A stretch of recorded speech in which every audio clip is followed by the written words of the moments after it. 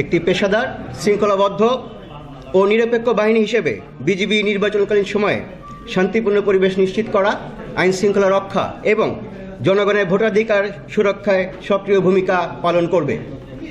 নির্বাচনকালীন দায়িত্ব পালনের ক্ষেত্রে গণপ্রজাতন্ত্রী বাংলাদেশ সরকার ও নির্বাচন কমিশনের সকল নির্দেশনা বিজিবি কর্তৃক কঠোরভাবে অনুসরণ করা হচ্ছে।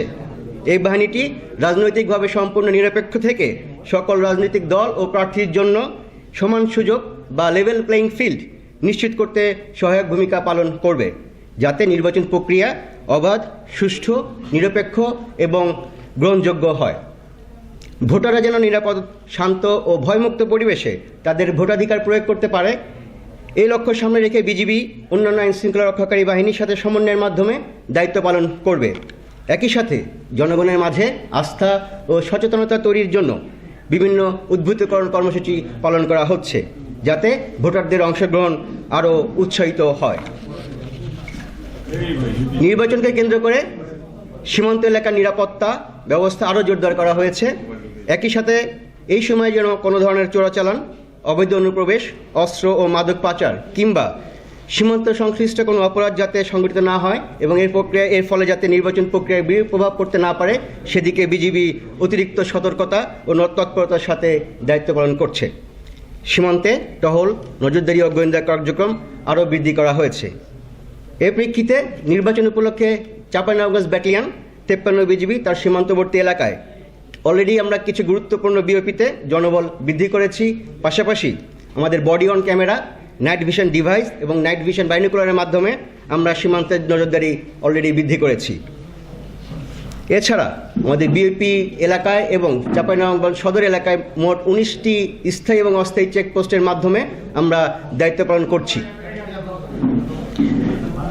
উপস্থিত সুধী, আগামী 1 ফেব্রুয়ারি 2026 তারিখ থেকে বর্ডার গার্ড বাংলাদেশ সারা জাতীয় সংসদ নির্বাচন উপলক্ষে সারা দেশে মোতায়েন থাকবে।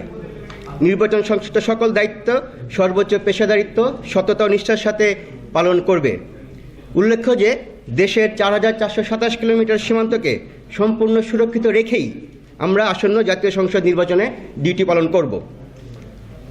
এই নির্বাচনে বর্ডার গার্ড বাংলাদেশের 37,000-এর অধিক বেশি সদস্য মোতায়েন থাকবে।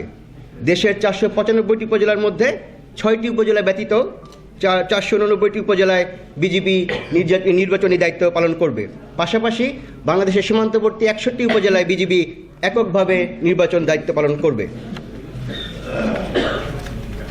এই নির্বাচন মোতায়েনের অংশ হিসেবে আমাদের 53 বিজিবি চাঁপাইনবাবগঞ্জ ব্যাটালিয়ন এবং মহানন্দা ব্যাটালিয়ন 59 বিজিবি চাঁপাইনবাবগঞ্জের 3টি আসনের 5টি উপজেলায় মোট 15 প্লাটুন বিজিবি সদস্য মোতায়েন করা হবে। যদি আমি একটু বিস্তারিত বলি, 53 বিজিবি চাঁপাইনবাবগঞ্জ ব্যাটালিয়ন আমরা চাঁপাইনবাবগঞ্জ 3 যেটা সদর উপজেলার দায়িত্বে থাকবো, এখানে সর্বমোট 4টি প্লাটুন বিজিবি মোতায়েন হবে, একটি রিজার্ভ সহ। একই সাথে মহানন্দা ব্যাটালিয়ন শিবগঞ্জ উপজেলা যেটা চাঁপাইনবাবগঞ্জ 1 আসন, সেখানে 3 প্লাটুন বিজিবি মোতায়েন হবে। চাঁপাইনবাবগঞ্জ 2-এর ভোলাহাট উপজেলায় 4 প্লাটুন, নাচল উপজেলায় 2 প্লাটুন, গোমস্তপুর উপজেলায় 2 প্লাটুন, সর্বমোট 15 প্লাটুন এবারে চাঁপাইনবাবগঞ্জ জেলায় নির্বাচনী দায়িত্ব পালন করবে।